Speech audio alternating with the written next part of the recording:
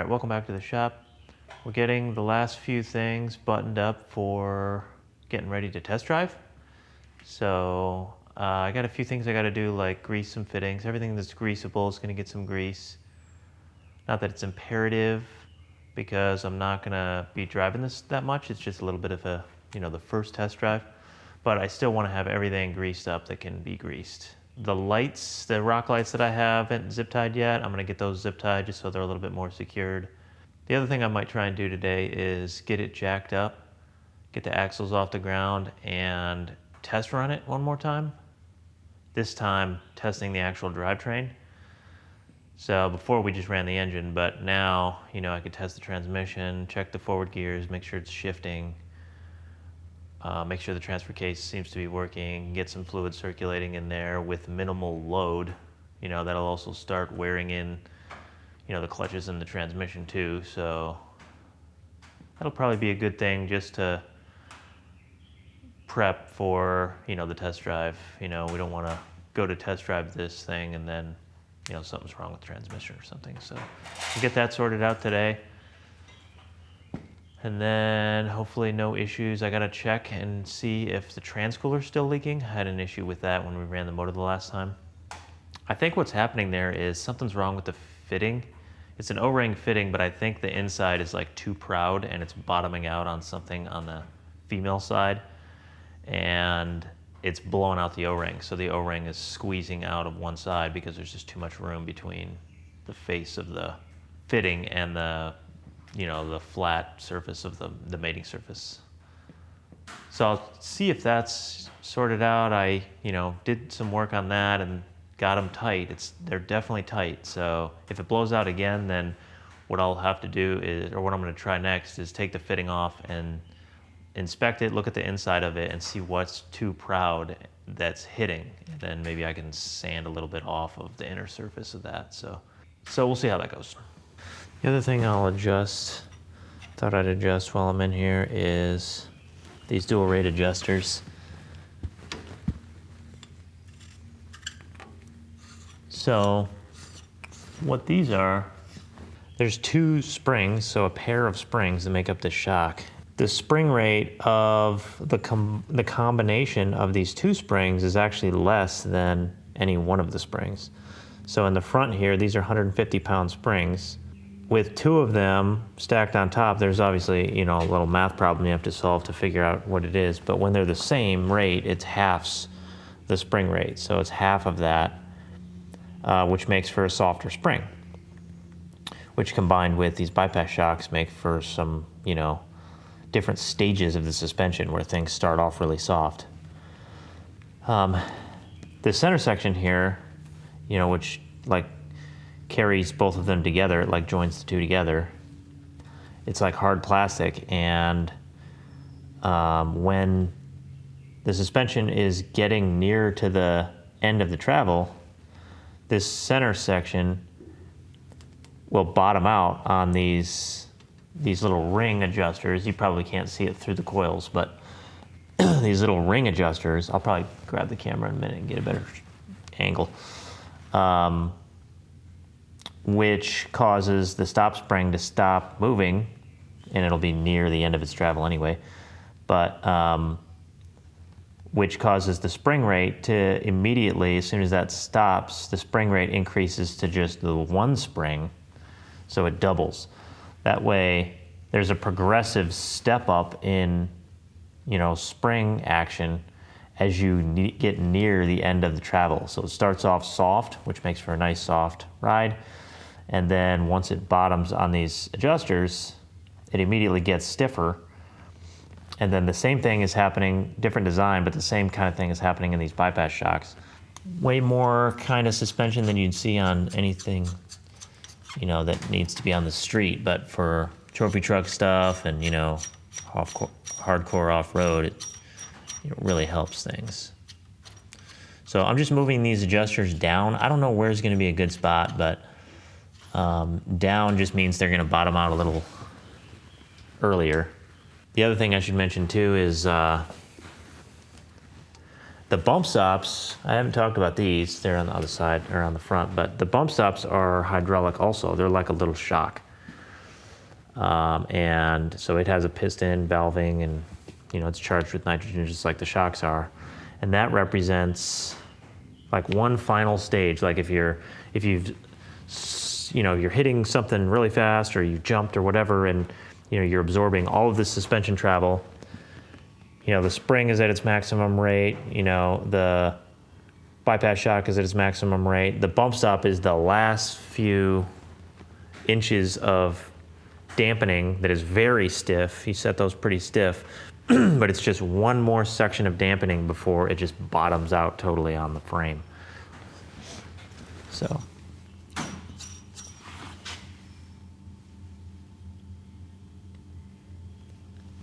I'm thinking somewhere in that neighborhood. And there's two on there. The top one is just a jam nut to keep it from moving. So I could take a moment here to explain these bypass shocks.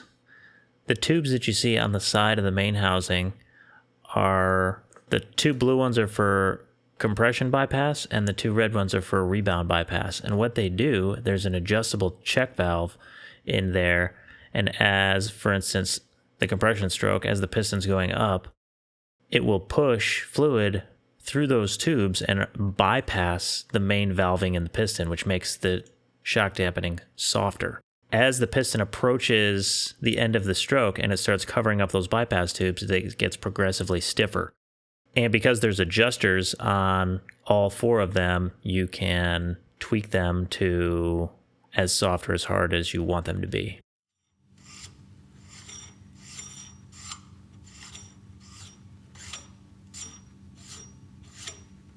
We're getting ready for test drive. And what I want to do here is just start it up, warm it up, get it through another heat cycle, but also I got to check and see if my transcooler's still leaking. And I want to see, because it's off the ground, if the transcooler's not leaking, then we'll keep going. If not, we'll abort. But the main idea is to put the drivetrain in gear and see if the transmission works.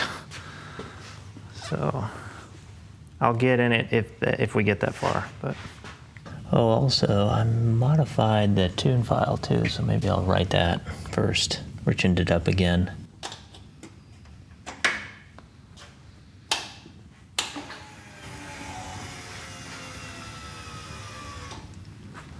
Vehicle connected. This will be the first time that we're testing that oil pressure sensor too. So I'm gonna check that too as soon as it fires up. Okay, ready? I'm ready. Contact.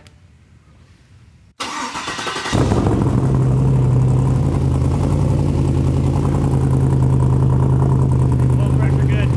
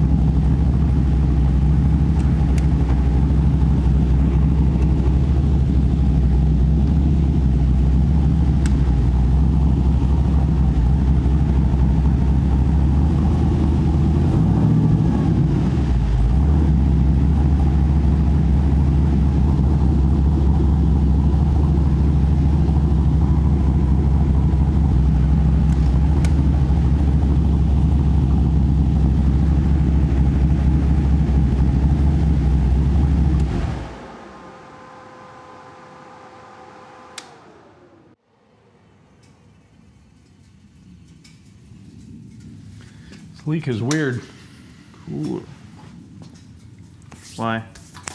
because it started dripping a little faster and then it started dripping slower. So, I don't know. Maybe the heat heated something up in there and it expanded and didn't leak as much. What'd your engine temp get to? I didn't see it get really above 200. It's the white line there. Yeah. Pretty steady. 99 it says.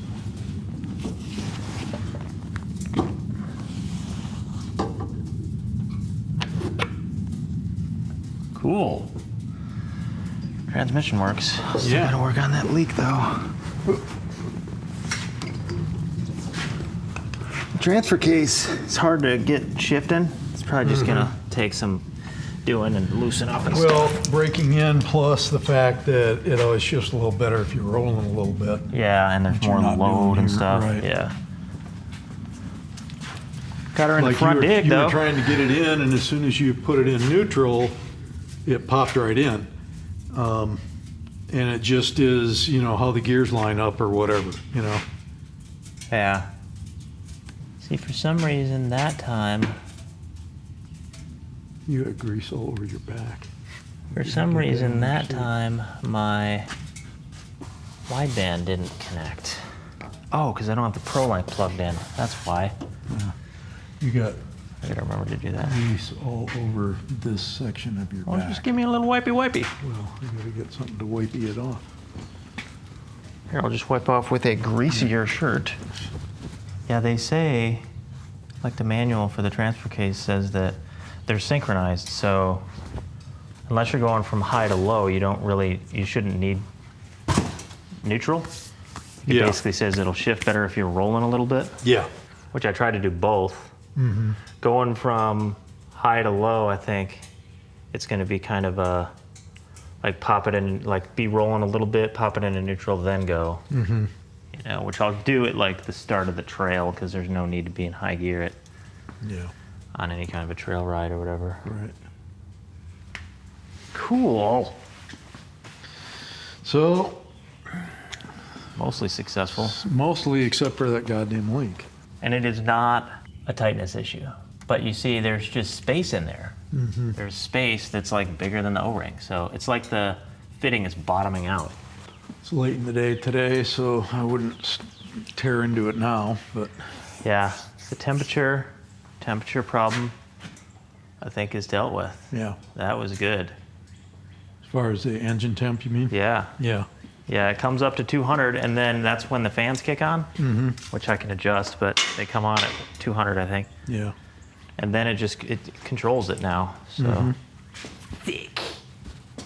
It's probably way too close for that to. Thick.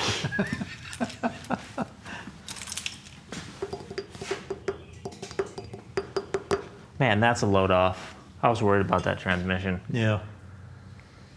Not that, I mean, it's a brand new transmission, it should be fine, but I mean, all these transmission problems that everybody has. Well, And then the trickiness of getting the torque. Did I get the torque converter all the way in?